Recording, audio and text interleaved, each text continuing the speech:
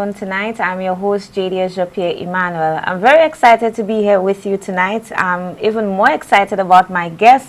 This is not the first time I've had the pleasure of interviewing him. He has been on a few other programs with me, but tonight we will be focusing on new developments in sports in particular. We also will be reviewing his tenure as Minister for Youth Development and Sports. I know he says all of the time, I am first a parliamentary representative and then a minister of government. But I tell you, I have been to Dennery North, and I know it will probably take me about 5 episodes to cover what Honorable Shawn Edward has done in Dennery North. So we'll be speaking mainly sports tonight, and hopefully I will get his agreement to come back here to account for the confidence that the people of Dennery North so overwhelmingly placed in him when they elected him as parliamentary representative. Good night, and thank you so much for joining me in the Red Zone.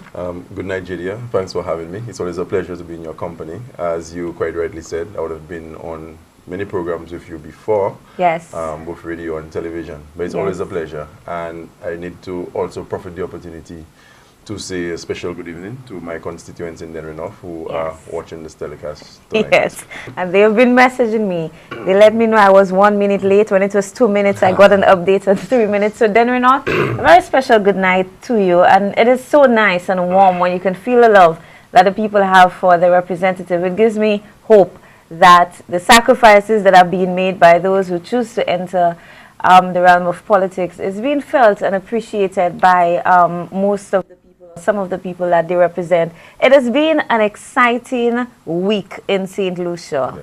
Very exciting. For some of us, for those who followed the T20 from the warm-up matches right up until the end, it has been an exciting period. But St. Lucia got an opportunity to celebrate a hard-fought, well-deserved and earned victory when our captain came home on Tuesday with that World Cup. What excitement. And I know your ministry had to plan a welcome ceremony in a very short space of time, and it was excellently executed. So well done to you and your team. And your thoughts on what happened on Tuesday, even before we go back to review the performance of the team itself and our two St. Lucians on the team. Firstly, Julia, thanks for the compliment. As you quite rightly said, my ministry had virtually no time to put this thing together. I wondered about the resources too. Oh, you see, the thing about the Ministry of Youth Development is that we have an alternative source from which we get funding that most agencies cannot boast of having. So you're lucky. So in that respect, we were a bit lucky. But you would know that the finals would have been held on a Sunday. Yes. I remember arriving at the ministry the Monday morning, and I immediately summoned the permanent secretary and the director of sports, and I told them that we needed to do this thing. The permanent secretary is relatively new to the ministry, but the director, Mr. Jim Xavier, would have been around when we had a similar ceremony to welcome home Darren and Johnson in 2012. So it wasn't a case where we had to reinvent the wheel, but to just make adjustments to the plans that we had in 2012, tweak here and there. But we always knew that we needed to have given them the sort of welcome that was worthy of their contribution to Team West Indies. Prior to that, the Prime Minister would have contacted me, and he gave me the go-ahead to plan something that is befitting of the contributions of both Darren and Johnson. So I came in the morning, the Monday morning. As I said, I called the director and the permanent secretary in. We had a discussion for about half an hour, and I had to be off to cabinet. I did not see them at the end of that particular day. But when I called the permanent secretary and I asked a few questions, it occurred to me that everything was in place. It was a total team effort on the part of the ministry to ensure that all the logistical items were in place to have caused that successful homecoming for Darren Sammy and Johnson Charles. I was there on the tarmac to receive, along with the Prime Minister and the delegation of officials from government, to receive the 2 cricketers. From the tarmac, we journeyed into the arrival hall where we had a very brief ceremony because, as you understand, they had to take a flight from India to the UK and then in a very short space of time fly from the UK to St. Lucia. So it really wasn't an occasion where you wanted too many speakers on the program. So it was basically myself, the Prime Minister, not necessarily in that order, Darren and Johnson. And from there, we went outside where we had hundreds of St. Lucians cheering on their heroes. From here on over, we journeyed 2 castries in motorcade fashion. And I will tell you, JD, that I was part of it in 2012, but what we saw along the route last Tuesday is something that we may never see again. I have never, ever seen a more remarkable display of love, affection, and patriotism. And Darren himself said so. It was just a different vibe. It was a different vibe. And what was very heartwarming about this particular experience was the number of elderly folk, the number of children who were on the route. And they were genuine in their expressions of love, in their expressions of admiration, and in their expressions of satisfaction for what both Darren and Johnson would have done for West Indies, and more directly and more specifically for St. Lucia. I think it was a wonderful day to be St. Lucian. And just along the route, it was really, really nice to see how people came out and expressed themselves, those who danced, those who just wanted to touch the players, those who wanted to just gesture something. It was really, really, really nice. Yes, the champion dance, I can tell you, I saw a lot of versions being performed along the route. There were some persons who were very, very brilliant in terms of their execution of that particular dance. I won't judge you. I saw some. I will not judge you. I saw some people who probably need a bit of refining, but that really did not matter on the day. What we saw is the St. Lucians who came out and they really, really wanted to show how grateful they were for what Darren and Johnson would have done to elevate the profile of our country. Many persons are asking what next. They came in to St. Lucia. The Prime Minister made a huge announcement that the Boseju Cricket Ground has been renamed the Darren Sammy National Cricket Ground, and a stand within that newly named ground will also carry the name of Johnson Charles, opening batsman for the West Indies, St. Lucian. He was part of the tour in 2012, part of the tour again in 2016, bringing home that trophy to St. Lucia.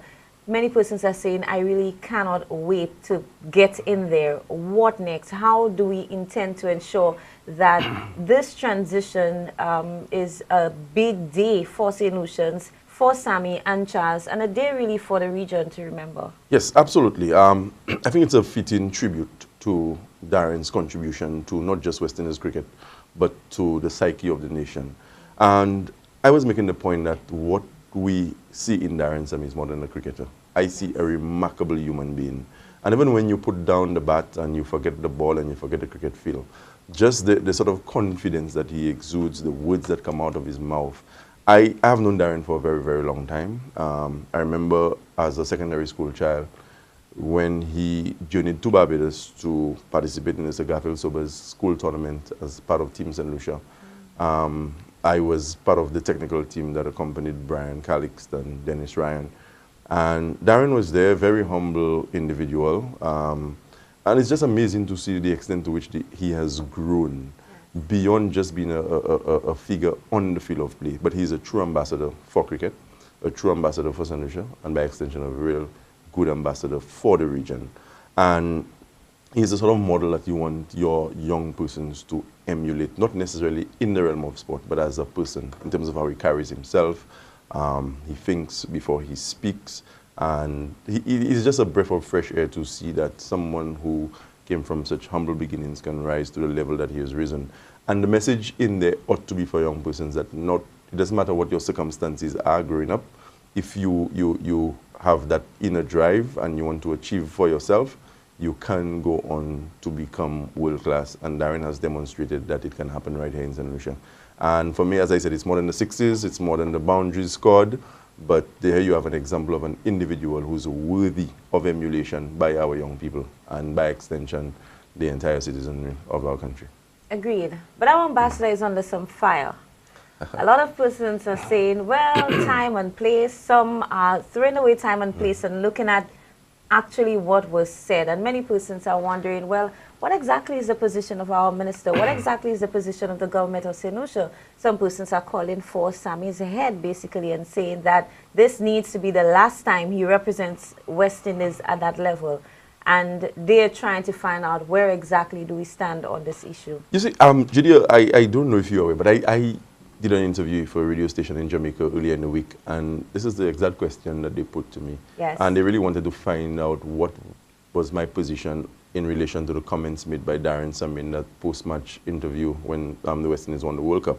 And as I said, there will always be an element of subjectivity as you discuss the issues of West Indies cricket. And Darren Sammy is a human being who is very passionate about West Indies cricket. And I felt at the time that he made the comments that he was speaking from the heart. Darren is not the only stakeholder we have in West Indies cricket. There are a lot of other persons who have contributed to the development of West Indies cricket, who have come out and have said things that were a lot more forceful than what Darren himself would have said. So, and I do not believe that what he said has further damaged West Indies cricket, so to speak. The problems of West Indies cricket have been there for many decades now, and a lot of recommendations have been made in terms of how we can ameliorate the situation. But for somebody to use Darren as a scapegoat based on what he said, I think is very unfortunate.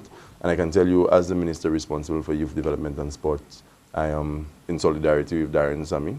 I think he has defied the odds, and especially when you consider the amount of criticism that he has had to deal with almost daily, but yet he continues to rise. And I think we should spare no effort as a nation to ensure that we rally with Darren and we give him the encouragement and support that he deserves.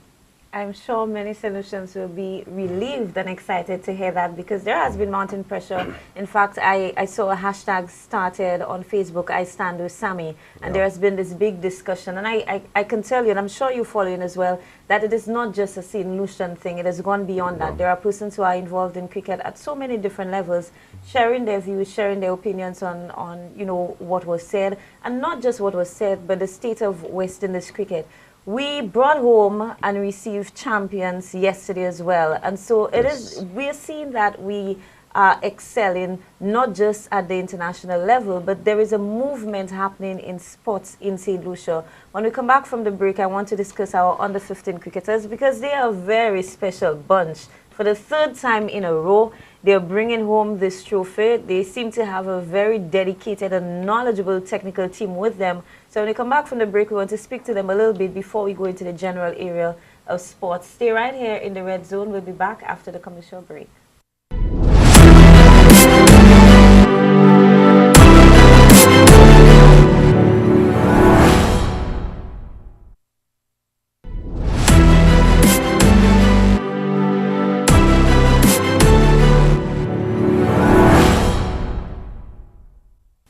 Thank you so much for staying in the Red Zone. My guest tonight is the Parliamentary Representative for Dennery North, Minister for Youth Development and Sports, youngest member of the Cabinet of St. Lucia, and he still is the youngest member on Team Labour. Out of the 17, he remains the baby of the bunch. We are discussing sports tonight, and we were focusing earlier on the success of Darren Sammy, Johnson Charles, and the West Indies team.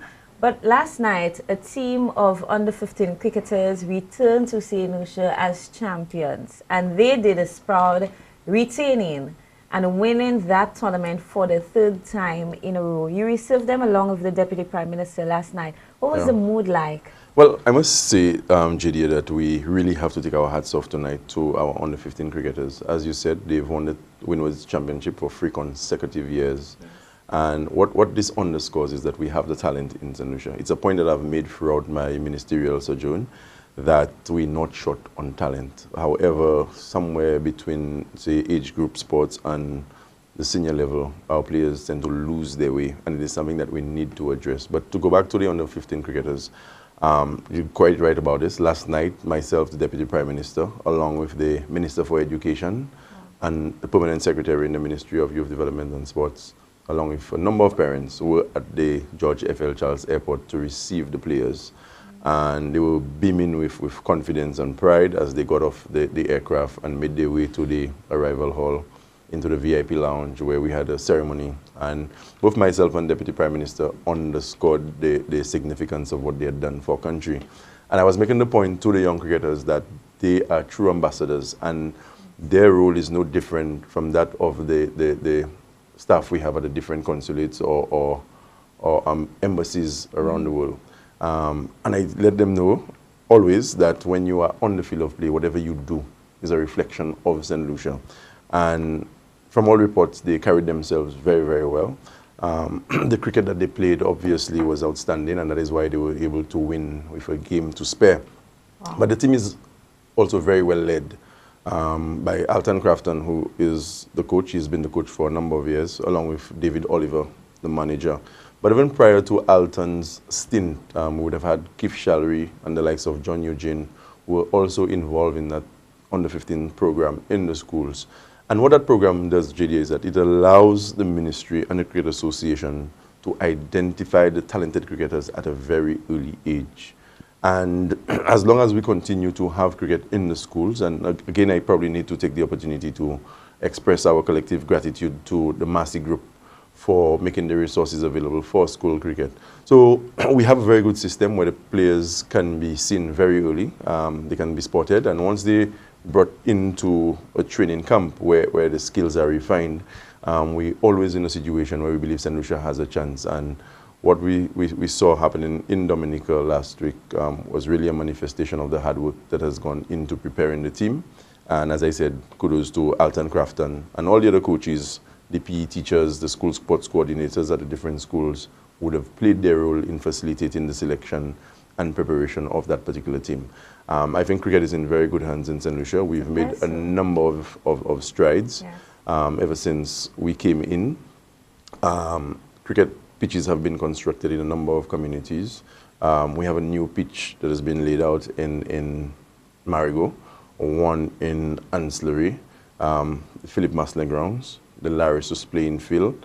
Soon from now, we will also be having a new pitch laid out at the Miku playing field. Now, there's a difference to having a turf wicket where people just come and describe an area on the main playing surface and call it a pitch. This is not what we're talking about. We're talking about the best curator in St. Lucia and by extension in the Caribbean, if not the hemisphere, in the person of Ken Crafton, actually going in there and constructing proper cricket pitches. You cannot have good players if you don't have a proper pitch. Good pitches make good players. And we've invested hundreds of thousands of dollars in ensuring that we have that kind of amenities or facilities to facilitate the further development of cricket. I must tell you that quite a few of our boys also gain selection onto the Windwards team.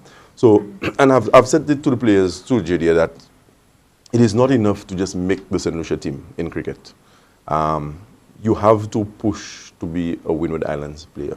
And when you get to the level of Windwards, then the next step for you is to gain selection onto a West Indies team, whether you're playing at the age group level or you're playing at the senior level. And given the proliferation of St. Lucian players onto Windward's team, be it at the under 15, under 19 or senior level, is a reflection of what has been happening in cricket. And we have to also commend the Cricket Association, in particular the operations manager, Mr. Brian Calix, for the tremendous work that he's been doing, working very closely with the ministry to ensure that we give the sort of support that the sport of cricket needs. We have seen over the last 4 years what seemed to be of growing interest by our young people in sports. There's so much football being played in St. Lucia right now that you have people playing 2 and 3 competitions at the same time. Our netballers are participating in activities, whether it would be domestic or outside of St. Lucia. If you look at the other sports as well, there is a lot of hype and a lot of activity happening there. I know as soon as you came in as a Minister for Government, you spent a lot of time assessing the status of our recreational facilities, and a lot has been invested in upgrading them and enlightening them. Take us through what existed when you came in, how you think it's impacted the level of activity within the communities, and where we are right now that is now causing us to celebrate a lot of the successes on the national and regional level. Let me say, JD, that during this term of government, we've invested very heavily in revolutionizing the sporting infrastructure in this country, particularly at the community level. When we got into office, there were a number of abandoned playing fields in this country. And I've made the point time and again. And I'm not talking about playing fields where people had not attended to the surface for 2 weeks and the grass was probably a couple inches too high. I'm talking about playing facilities that were virtually abandoned, where the shrubbery and the bush would have been up to waist height in a number of communities. And what happened in those communities is a situation where instead of having young persons engaging in sporting activities and things that young people ought to be doing, they were on the streets roaming. And I will always cite the Wen playing field in Monrepo as one of the prime examples, where a community which boasted of having one of the best programs or community programs in sports in St. Lucia. Nothing was happening there. The field was abandoned. And when we came in, we were able to restore that playing field. The volleyball playing field was abandoned in Labrie. As we speak, work is ongoing. And the one that probably was the biggest eyesore in the country was the Grand Riviere playing field opposite Surfers Farm in the Mabuya Valley. Horses were being tied there. People saw it as the ideal place to tie their animals. And there was virtually nothing happening on that particular playing field, Julia. And it took us a matter of maybe 3-4 months to debush some of these facilities and to restore them to a state that would make them usable again by people in the community. And in all of the communities I've mentioned, today as we speak, we have thriving competitions, be it cricket, football, and young persons are gravitating towards those facilities again by the hundreds. And it has caused a bit of a renaissance, so to speak, in community sporting activities. Also very early during this term of government, we sat down with NICE and we were able to devise a program known as the Playing Field Maintenance Program, yes, where we have scores of St. Lucians, men and women, who on a daily basis, they would leave home and they're going to work. And what is work for them, Julia? Caring for the sporting infrastructure of our country, ensuring that the grass is well cut, the playing fields are marked, the courts are in a condition where they can be used by our sportsmen and sportswomen. So we've done a lot of work in terms of revolutionizing the sporting infrastructure. We also had a lighting program in the ministry, the playing field or the playing facilities lighting program, yes, where to date we've been able to install lights on 6 playing fields in St. Lucia. The Philip Masley grounds in Vieux-Fort has been lit. The Masha grounds in Castries has been lit. The ancillary playing field has been lit. The Larissus playing field in the Mabuya Valley has been lit. The court in Bellevue has been lit. Yes. A new court was constructed in Fort Saint-Jacques that was also lit. And when we came in, there were plans afoot to light the Miku playing field. A lot of lighting fixtures had already been procured, but I can tell you from a personal standpoint, I was extremely dissatisfied with the configuration in terms of where poles would have been planted on the field. And I wasted no time in halting that particular project. I was chided for having done so. There were some persons who did not understand the position that I had assumed. And so it was said from very early that I was playing politics and stopping a particular project because it was in a constituency which had not historically supported the Labour Party. That was false. I prescribed, of course, with the assistance of some technical people, precisely what I thought would have been best for that playing field, because the Miku playing field, prior to having stadium, prior to the Philip Masley grounds being what it is today, was the playing field that hosted the District 5 sports meet, track and field. It hosted cricket, it hosted football. But once they had gone ahead with the design that was proposed for the lighting of the Miku playing field, it would have reduced the Miku playing field to a football square. Wow. It would have been difficult for cricketers, and there's no way you could have had track and field. So I instructed that the design had to be revisited. Lo and behold, I got my way, and today a number of sporting disciplines are enjoying that particular playing field. And perhaps this is the most active lit playing field in the south of the island. Well, I think there's always something happening there. I think sometimes it's too active. They even train on the lights, as far as I have seen. They do everything on the lights down there. Wow. How many persons are asking, where to next? We can boast of a playing field maintenance program around the island. We have lit 6 facilities, and 6 for small St. Lucia is a lot, but many persons are asking, when are you coming to my zone? Yeah, but you see, quite apart from lighting, and I made the point before, Julia, that it's all well and good to install lights on a playing field. Yes. But you have to be careful what you reveal when you turn on the lights. So there's no point in just installing lights and think that the job is already done. You want that when you turn on the lights, that wow effect will be there in terms of the surface that you reveal, and the other amenities that come with modern playing facilities. Like we did in Larissus and the Philip Masley Well, we need an entire program to talk about Larissus. Yes, but the point I'm trying to make is that it is not enough in this day and age to just install lights. Agreed. The surface has to be reflective of the sort of standards that you want to establish with respect to your playing facilities.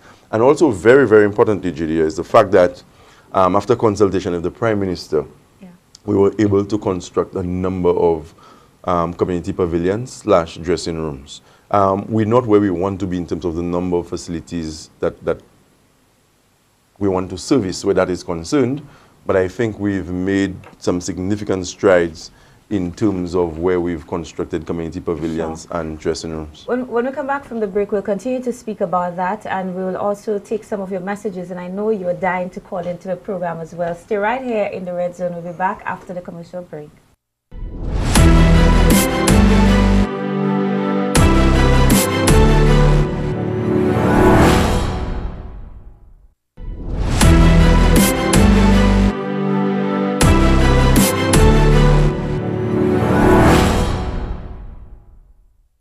Welcome back in the Red Zone. Thank you so much for staying with me. I want to apologize to my viewers. I'm getting so many messages that the live stream is down and we are not streaming live online. So many persons are upset with me tonight. I just want to apologize for that. I was not aware, but you can send in your messages for those who are viewing via television. You can send your WhatsApp message to 7204992. Again, 7204992. And we will be taking your calls in just a bit. We were speaking about the community pavilions to include changing facilities. Can you give us some more details in terms of where are we so far, and do we plan on moving into other facilities that have already been rehabilitated? Yes, very well. I was making a point before the break that after you've installed lights, you want that when the lights are turned on, that whatever is revealed is in keeping with the standards that you want to set for your facilities at the level of community. But quite apart from lights and surface dressing, we also embarked on a community pavilions program where we're saying that it is not acceptable in this day and age for people to turn up at playing fields by the hundreds, and somebody wants to use the facility. They have to jump into the bushes. Players travel, say, from maybe a few districts away, and when they get to a particular playing venue, there's no place for a change of clothing. You either have to settle on the tree or somewhere next to a building, and we're saying that is unacceptable. So we embarked on the community pavilion / dressing room, changing rooms project, and to date we've been able to construct a community pavilion in Canneries. We've been able to construct a dressing room in Ancillary. We've done the same at Larissos with a community pavilion. The Marigo playing field, the community pavilion / changing room at the Marigo playing field is about, say, 80% completed. One has started in Fontainebleau. The next big one for us, Julia, is at the Lafargue playing field. We would have had a sword turning ceremony last month to signal the commencement of a massive project where the Lafargue playing field will be transformed into a community stadium, so to speak. This particular project will include the installation of floodlights on that particular facility, a brand new surface, a pavilion which will also include dressing rooms and toilet facilities for players as well as spectators. We're looking to fence that facility, and we're hoping that in that particular geographic area, we'll have a facility that will draw more persons from Choiseul and environs to the sports like cricket, football, track and field, and things of that sort. So we've done, as I said, a lot of work in terms of revolutionizing the sporting infrastructure, particularly at the community level. And I think that has excited the young sportsmen and women, and that is why I believe so many of them are gravitating towards community sport. All you have to do on any given Saturday or any given Sunday is to go into the different communities, and you will see for yourself the excitement, the passion that is generated. And it goes a long way in bringing communities together. And I'm really happy with the support that the ministry has gotten from the Prime Minister himself. Because as you know, when we came in, we had a lot of tough decisions to make because money was not readily available. But in spite of that, little as it may have been at the time, there was always something for the continued programming of the Ministry of Youth Development and Sports.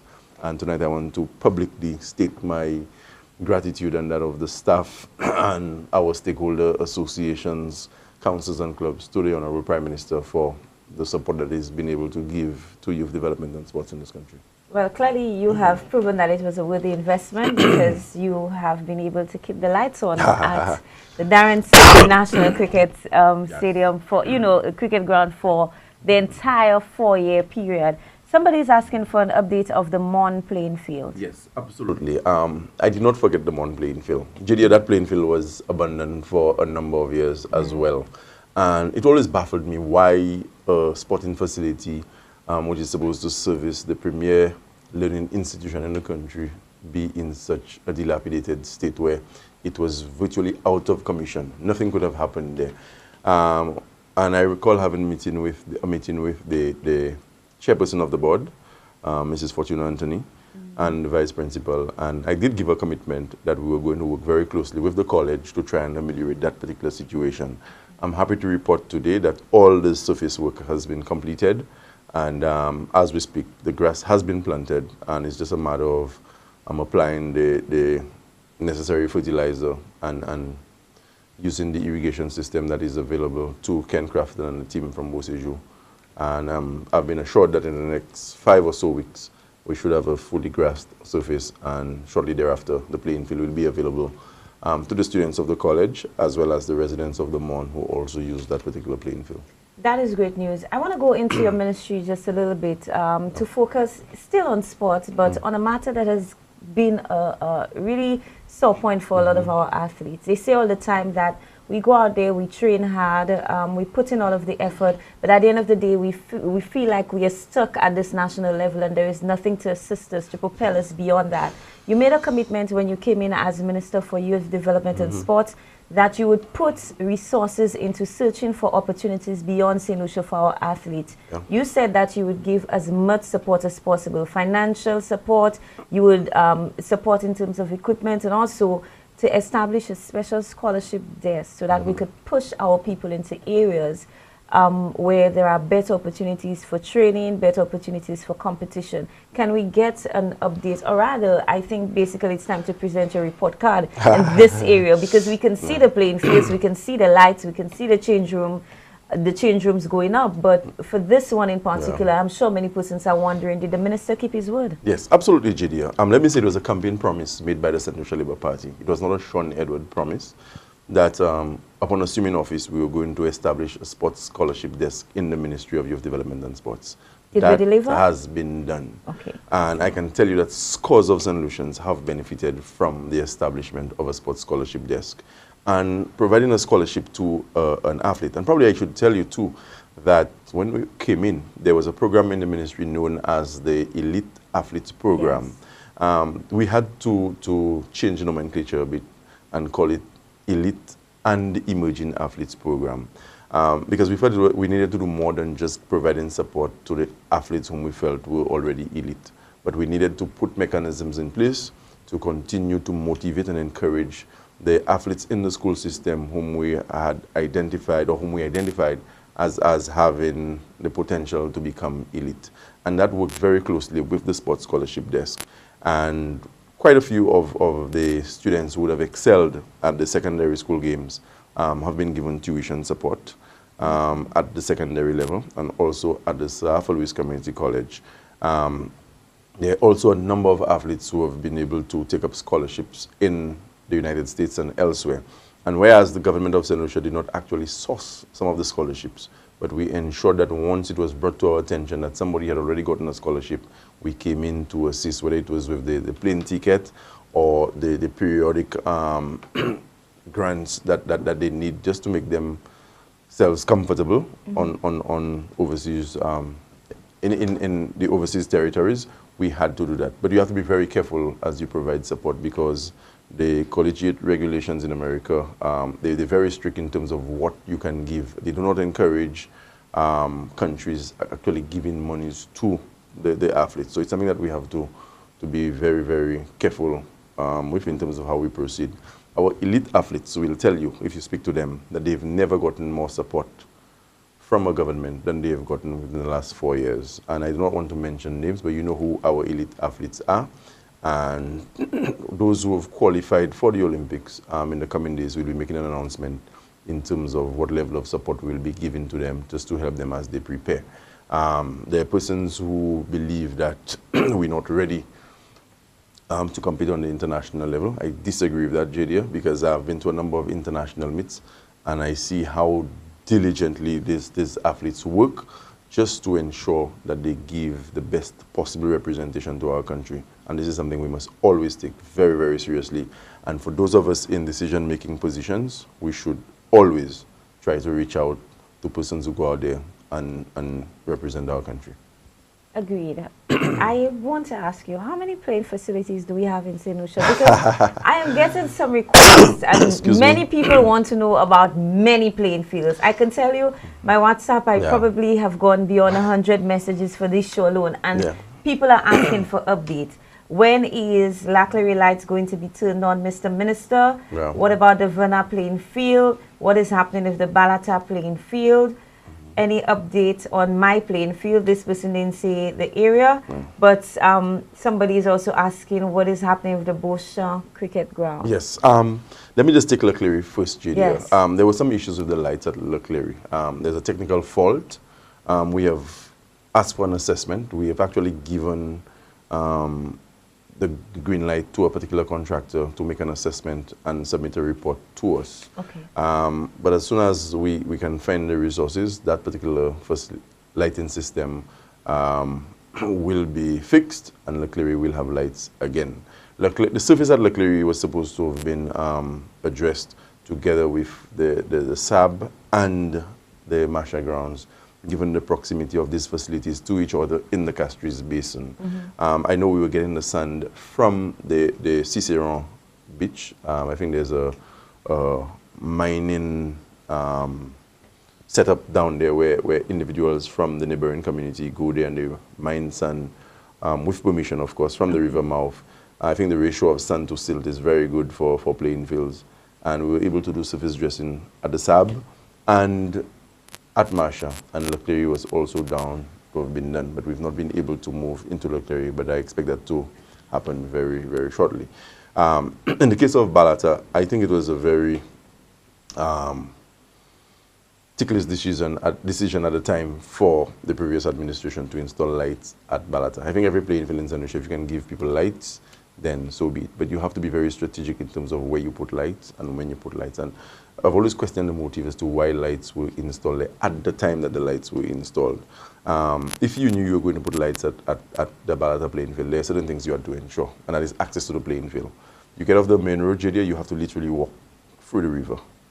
And if you have socks and shoes, I don't know how you're going to negotiate it. You probably might have to get somebody to And the lights were the priority? And lights were installed on that particular playing field. Wow. It has been a challenge for us. I recall leading a team or a particular delegation to that facility. We made an assessment of it, and what the technical persons are saying to us is that some of the material there is defective, and so we may have to strip that particular playing field of what is there. But we're trying our best, but as you know, resources are not always available. But we are aware of the situation. I probably would have to forward to you via WhatsApp some of these playing fields you need to give us updates on. When we come back, we'll be taking your phone calls, so please stay right here in the Red Zone.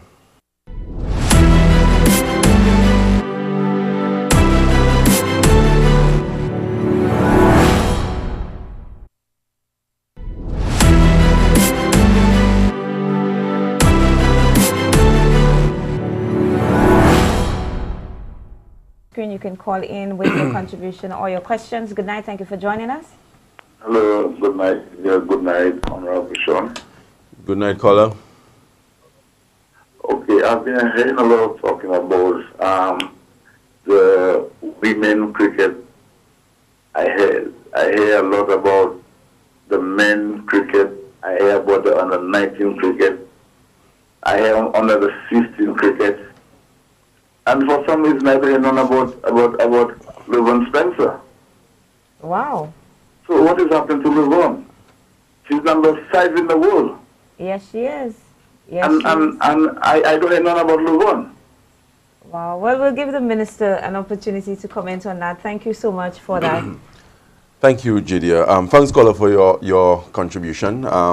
I think Laverne is one of the athletes or sports personalities we've celebrated the most in St. Lucia in recent times. That's why I said, wow. Almost every day that Laverne touches down at the Hiwandera International Airport, there is a delegation from the ministry to receive her. Via her local agent, Gregory Dixon, I am in touch with Laverne quite regularly, and we've been providing a lot of support to Laverne. So I don't think Laverne is a forgotten princess caller.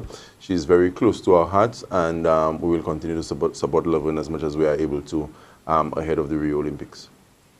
We have another call. Good night. Thank you for calling. Yes, good evening to Madam Emmanuel and our Honorable Minister. I just want to very quickly ask the Minister for what would be an even better or more fitting tribute to the legacy of Darren Sammy. What I would like to see is to study the path that where he started, what was put in place, what was not there, what was there, and prepare for us a blueprint to take the aspiring young St. Lucian from his humble beginnings to world status as Darren Sammy has emerged. I think a lot of times we celebrate the finished product, but we do not have a plan, a clear-cut plan in fashioning for the aspiring young person on how to get to the place that Darren Sammy is. So this is my request. And finally, Honorable Minister, I think sports is better under your leadership, but I would like to see youth development being given the same kind of attention that sports is given. Thank you very much. For that contribution. Thank you very much for your very kind words. I don't know if there is anything you'd want to add, but in the meantime, we would see if we can squeeze in one or two more calls. Good night, you on the air? Good night. Hi, good night. Good night. Hey, how are you doing, Mr. Shawn? Good night, caller. Hey, dear. Hi, hello. Mr. Shawn, I will tell you, you're doing a perfect job in the valley, and I really appreciate it. And this is something where people in St. Lucia have to understand, you are God's sent. Because I never see a minister of sport that ever do that kind of work you ever do in sport field. And I will tell you, there is one favor we did in the valley. You see, when you leave the gap to go to Members, you see the other side where you make the sidewalk? Yeah. The other side, you really need to, for that side to be open a little bit. Because especially when Larry shows out a big activity, the traffic there does really bumper to bumper there. Right. And it's really small there. And especially again, that road you're starting from Pilau Shoes there, man, you hit the jackpot. And I never think that a man like you, I think we need about another one in Denver like you again. Yeah, because one minister cannot be able to do so many work that have to be done. They are really neglected for so long. And praise God, you come in from nowhere. And Brother Shawn, I will tell you, you are praised, and God will be with you. So thank you. Thank you. Thank you, caller, for your very kind words. I have been in Dennery North. You have? And I have seen some of these projects, and there's nothing I can add to what this caller has said. Good night. Thank you for joining us in the Red Zone. Hi, good evening. Hi, good evening. Good night to you, Mr. Sports Minister. Good night. I think maybe two callers. We're not hearing you very clearly, caller. I don't know if you're away. Probably the connection is bad. You're speaking away from your phone. Okay, no, all right. Can you hear me now? No, we have a very bad connection, so perhaps you'll have to try to call back to make your contribution. Good night, you on the air. Good evening. Good evening. I call to say that, as the caller said, Minister Shawn Edward is a godsend. The Bible Thank says you, without caller. a vision the people perish. And this young man came with a vision, and it has manifested. I do not care what other people say. Continue the good work, my brother. Thank you. For in our life, coming out the gap, that sidewalk, all ministers spoke about, but no one wanted to bear the cut. and you did what others did never do. My prayers go with you. I love you, my brother. Keep up the good work. You know who is calling. God bless you. Thank you very much, caller. Very kind Thank you words, so Jadia. much. Yes, we'll take our Good. final call. Good night, you on the air. Good evening. Hi, good evening. When I heard the caller speak about Laverne, Laverne has won Caller, Sports Women of the Year. there is some terrible feedback. I don't know if your television is on. I'm not too No, sure it's what not the on. interference is. Let's see It's if we not could on. hear you. Go ahead. Okay, can you hear me better now? Yes, it's better. That's much better. Okay, Laverne won Sports Women of the Year for 12 times. Yes. If that's not recognition that great. enough, I don't know what is. Sure. But I just want to commend the minister for his work, because and being a young person himself, I just want him to give the young people some words of encouragement. How could they stay motivated? How can sports improve their lives? Because if he spoke about the playing fields and the resources poured into sports by this administration.